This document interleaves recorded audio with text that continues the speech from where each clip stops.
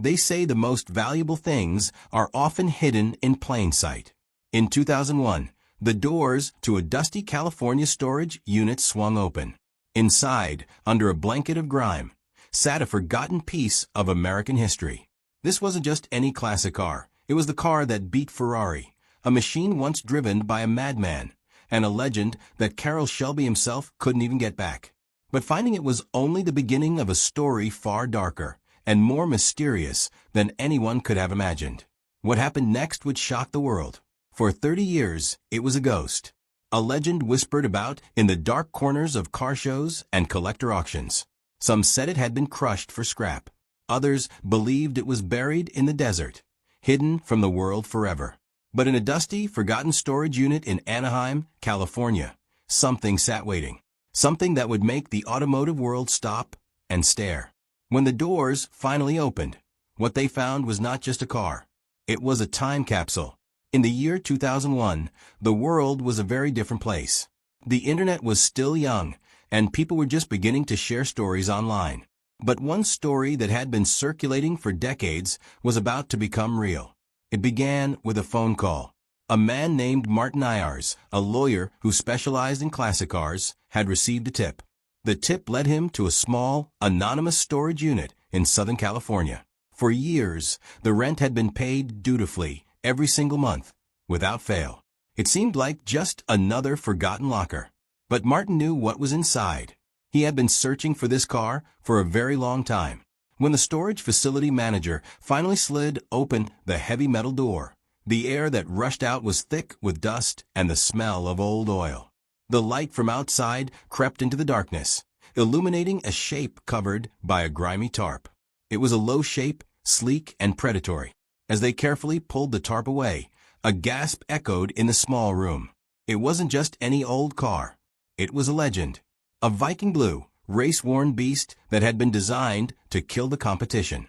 It was the Shelby Cobra Daytona Coupe prototype, chassis number CSX 2287.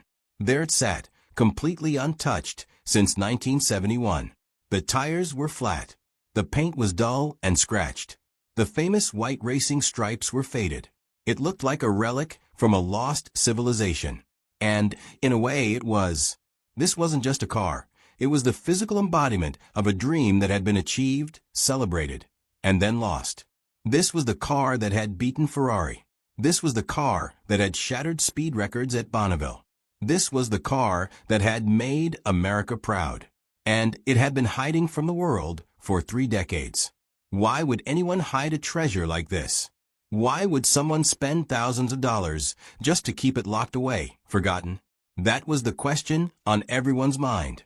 The discovery of the car was a huge deal, but it only opened the door to a mystery far darker and stranger than anyone could have predicted. As the team looked closer, they saw the evidence of its hard life. Dents in the body, wires hanging loose, a front end that had been smashed in.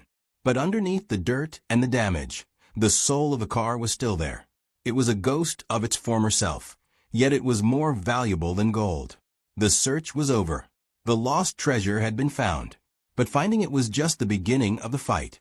The men who stood in that dusty garage had no idea that they had just opened Pandora's box.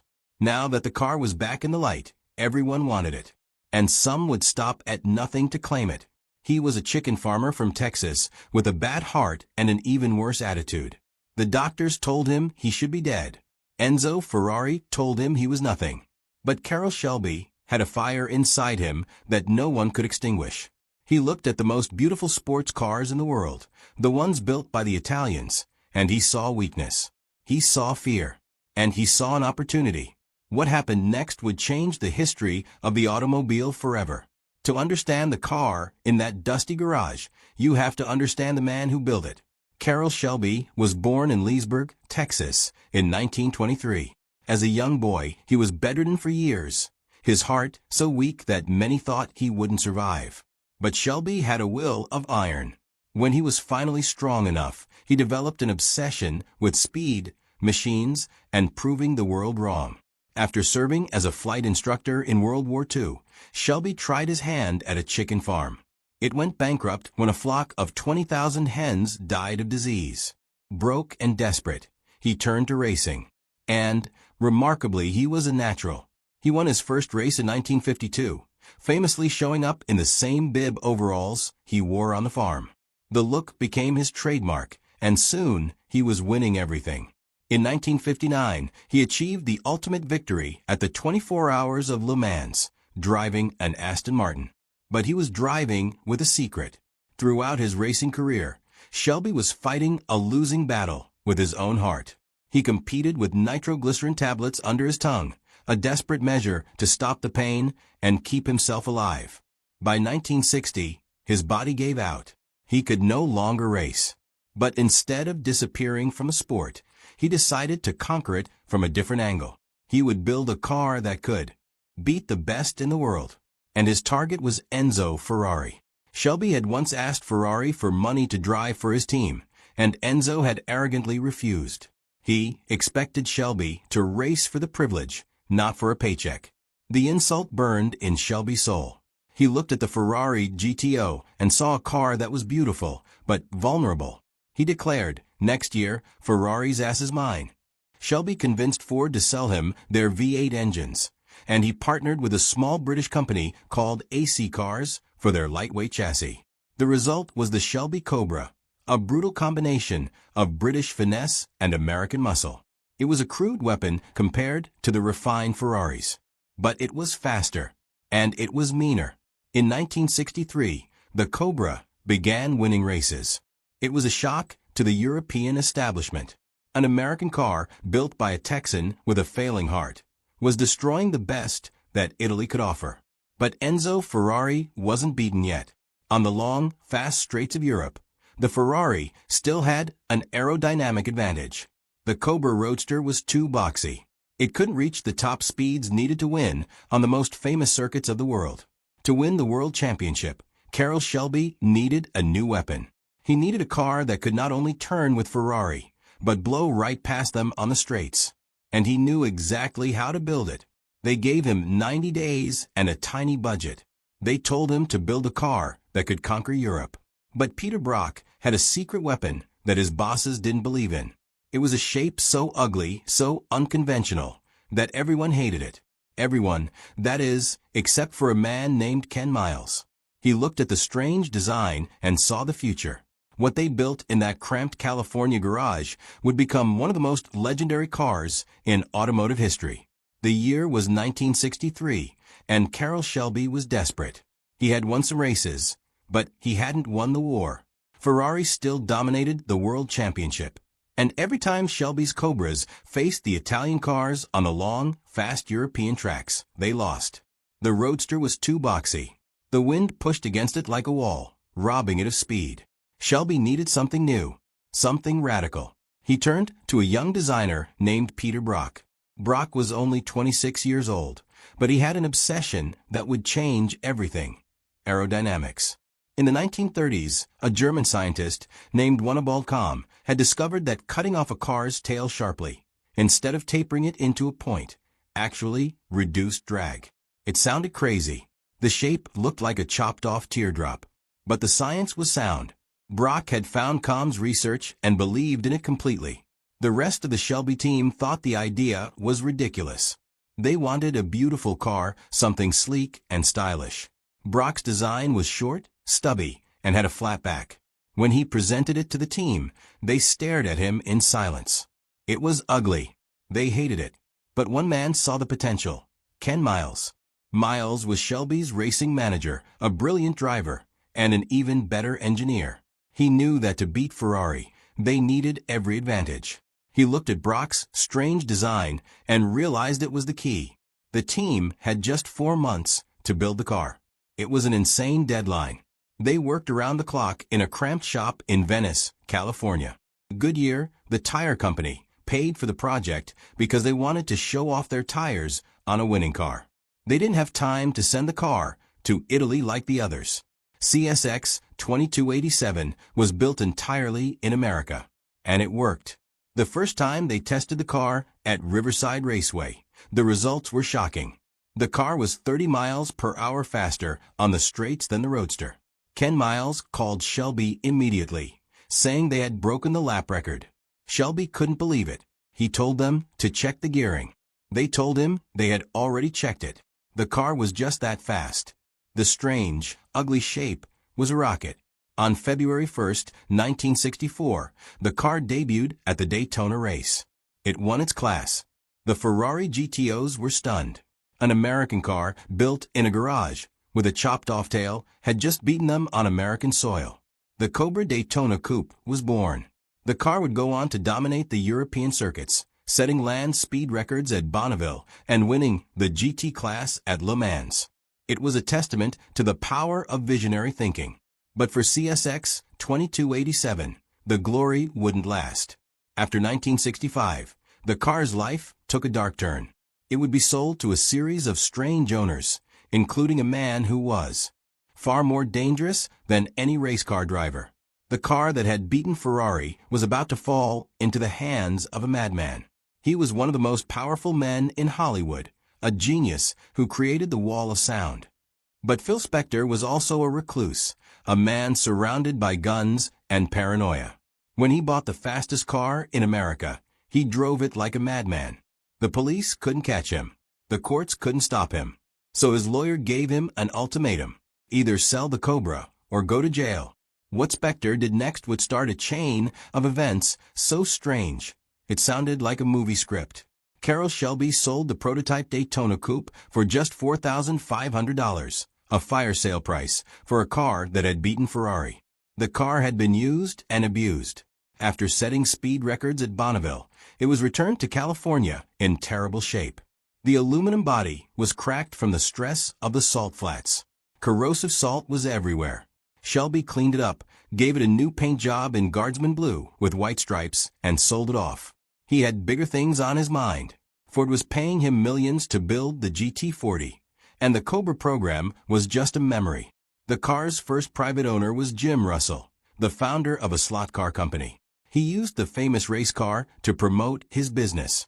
But Russell didn't keep it for long. In 1966, a year after he bought it, the car changed hands again. This time, it found its way to one of the most terrifying figures in the music industry, Phil Spector. Spector was a legend. He had produced some of the biggest hits of the 1960s. But he was also deeply disturbed. He was known for his eccentric behavior, his obsession with guns, and his explosive temper. He bought the Cobra and drove it like it was a stolen getaway car. He racked up speeding tickets so fast that he feared he would lose his license. The police couldn't seem to catch him in the car, but the tickets piled up.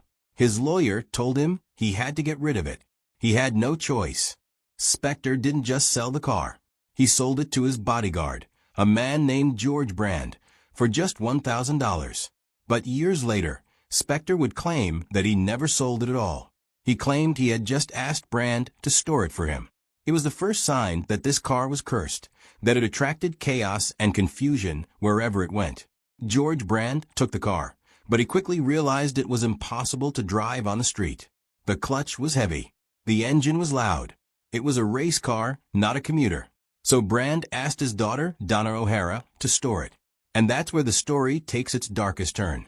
Donna O'Hara had no interest in cars, but she knew she had a treasure, and she had a reason to keep it hidden.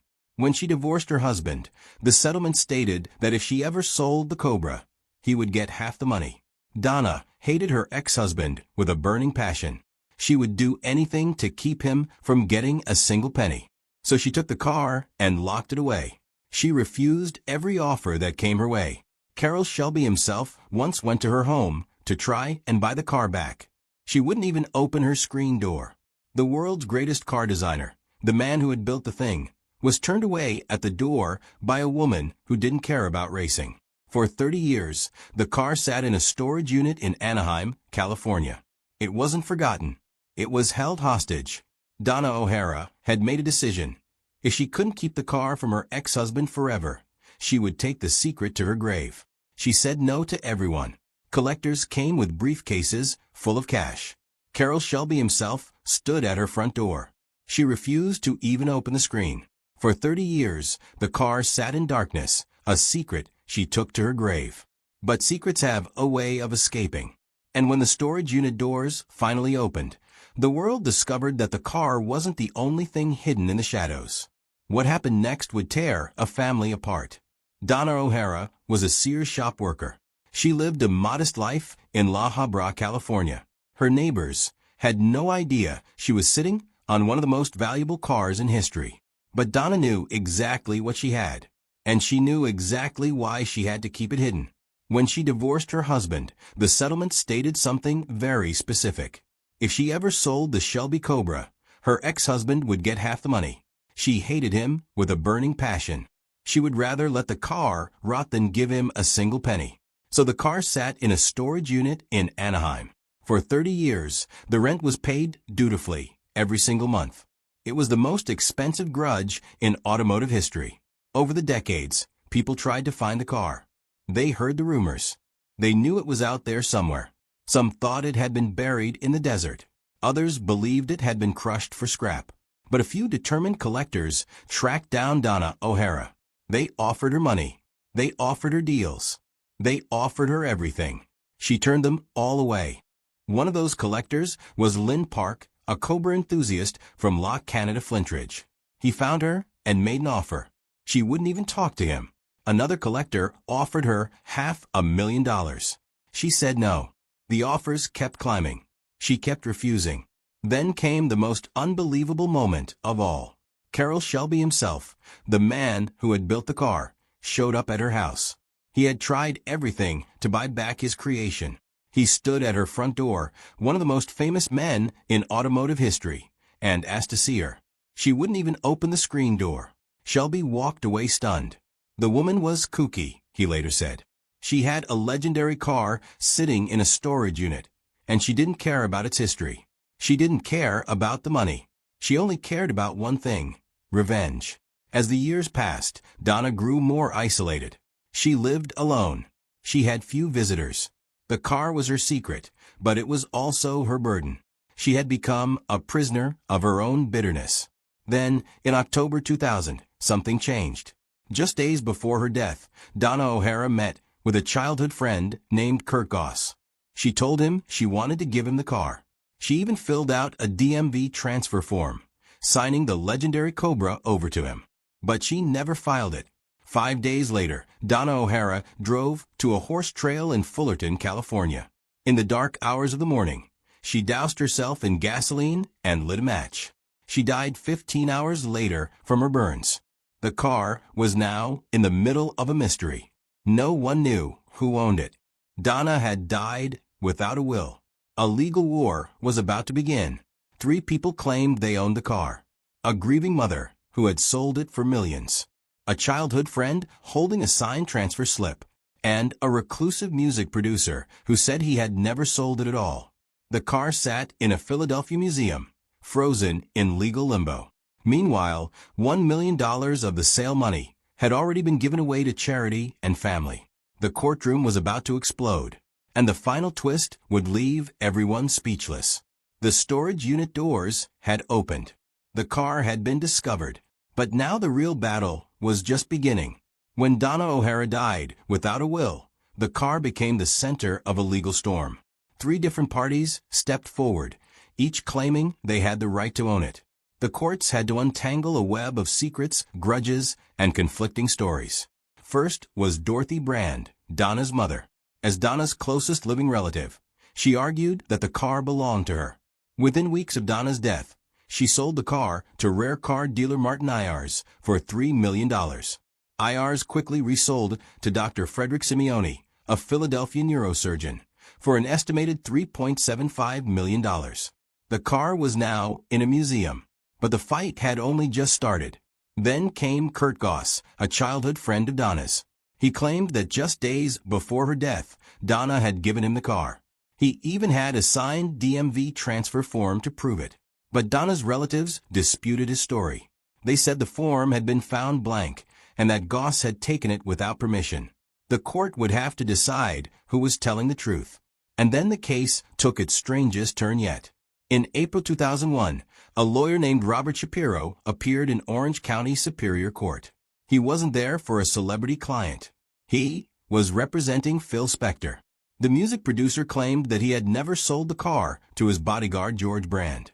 He said he had simply asked Brand to store it for him. After nearly 30 years, Spector insisted the car was still his. He wanted either the car back or the $4 million from its sale. How could someone not realize one of his cars was missing for nearly 3 decades? The judge asked. Shapiro's answer was chilling. This isn't a man who gets in his car every morning and checks his oil and pressure. He delegates most of these things to other people. The courtroom was stunned. The car's history, already so dark and strange, had just taken another impossible turn. Meanwhile, $1 million of the original sale money had already been given away to charities and family members. The judge ordered the remaining $2 million to be locked in an interest-bearing account until the ownership war could be resolved. After months of legal fighting, the truth finally emerged. The chain of registration documents proved that Spector had, in fact, sold the car to George Brand for $1,000. His claim was dismissed. The court also ruled against Kurt Goss, finding that the DMV form had been altered. The car belonged to Dr. Frederick Simeone. The lost Cobra had found its final home, but the journey had cost more than anyone could have imagined. Donna O'Hara had died in flames. Her family was torn apart, and a car that had once beaten Ferrari had become a symbol of something far darker: obsession, revenge, and the terrible price of holding onto the past. It sits in a museum today, silent and still. The scratches are still there. The dents are still there. The scars of its incredible journey have been preserved forever. Visitors walk past it, glancing at the faded paint, unaware of the blood, sweat, and tears that built it. But for those who know the story, CSX 2287 is not just a car. It's a monument to the human spirit, a testament to what happens when obsession meets genius, and a warning about what happens when obsession turns toxic. The car's final home is the Simeone Foundation Automotive Museum in Philadelphia. Dr. Frederick Simeone, who won the legal battle, displays the car exactly as it was found. He refused to restore it. He refused to repaint it. He refused to clean off the grime. For Dr. Simeone, the car's condition is part of its history. The dents tell stories. The scratches are memories. The faded paint is a reminder of the journey it took to get there. It is one of the most historically significant cars in American history. But its legacy goes far beyond the metal and rubber. The car represents the moment America proved it could beat the world at its own game. Before the Cobra Daytona Coupe, European cars dominated racing. They had the technology. They had the money. They had the arrogance. Carroll Shelby, Peter Brock, and Ken Miles showed them something they had never seen before. They showed them American grit. It also represents the tragic story of Ken Miles. Miles was the man who believed in the ugly car. He was the man who won so many races in it. And just 1 year later, in 1966, he died testing a new Ford prototype at Riverside. His death remains one of racing's greatest tragedies. The car CSX 2287, driven by Miles, lives on as a monument to his brilliance. The car also carries a warning. Donna O'Hara's story is a heartbreaking reminder of how hate can poison a life. She sacrificed everything to keep the car from her ex-husband. She refused millions of dollars. She turned away legends like Carroll Shelby. And in the end, she died alone, consumed by bitterness. And then there is Phil Spector, the wall of sound genius who couldn't keep track of his cars. His claim to the Cobra was just a small part of his troubled life. In 2003, Spector was arrested for the murder of actress Lana Clarkson. He was convicted in 2009 and sentenced to 19 years to life. He died in prison in 2021. The car that he once owned had become part of his dark legacy. But perhaps the greatest lesson of all comes from Carroll Shelby himself. He was a man who faced death at every turn. He was told he would never race again. He was told he could never beat Ferrari. He was told his car was too ugly to win. And he proved them all wrong. Shelby once said, "I'm not a car guy. I'm a people guy. Cars are just the things that people use to get around. What I really like is people and what they can do." He understood that cars are just machines. What makes them special is the human spirit that goes into them. The dreams, the risks, the sacrifices. CSX 2287 is more than a car. It is a time machine. It takes us back to a moment when America was finding its identity, when we were proving that we could build something better. And it reminds us that even the greatest creations are shaped by hope, fear, and obsession.